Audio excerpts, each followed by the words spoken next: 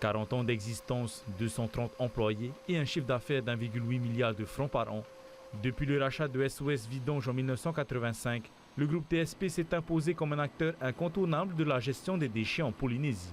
Créée à la base pour le traitement des eaux usées, la société a su évoluer et s'adapter avec notamment la décision de la commune de Papeete de privatiser les services de collecte et de nettoiement en 1992. TSP a décidé de créer une société pour répondre spécifiquement à ce marché. Et ça, c'est la création d'Enviropol. Et puis parallèlement, TSP avait pris des participations dans une société qui faisait du compost de déchets verts. Et donc, si on devait essayer de résumer, on dirait que TSP fait de la collecte, Enviropol fait du traitement, et Technival fait de la valorisation et grosso modo fait tout ce que TSP et Enviropol ne font pas. Aujourd'hui, 50 mètres cubes d'eau usée sont traités par jour et 100 000 tonnes de déchets sont récoltés par an.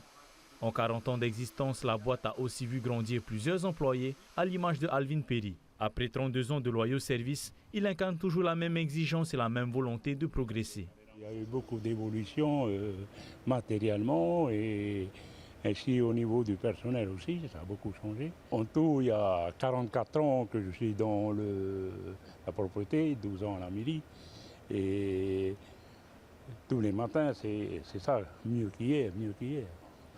Face aux limites de l'enfouissement sur un petit territoire comme la Polynésie, les innovations s'imposent, pour des questions environnementales, mais aussi économiques. Ce qu'il y a d'intéressant en Polynésie, c'est de réussir à relever les défis locaux avec des solutions locales au maximum. En fait, l'idée, c'est vraiment à chaque fois de se dire « mon déchet, il pose problème parce qu'il s'appelle déchet. Si jamais j'arrive à en faire une ressource, et une ressource locale, et une ressource qui est économiquement et viable localement, c'est vers ces solutions qu'il faut aller. » Dernier projet en date, la mise en place d'un biocarburant issu du recyclage d'huile végétale.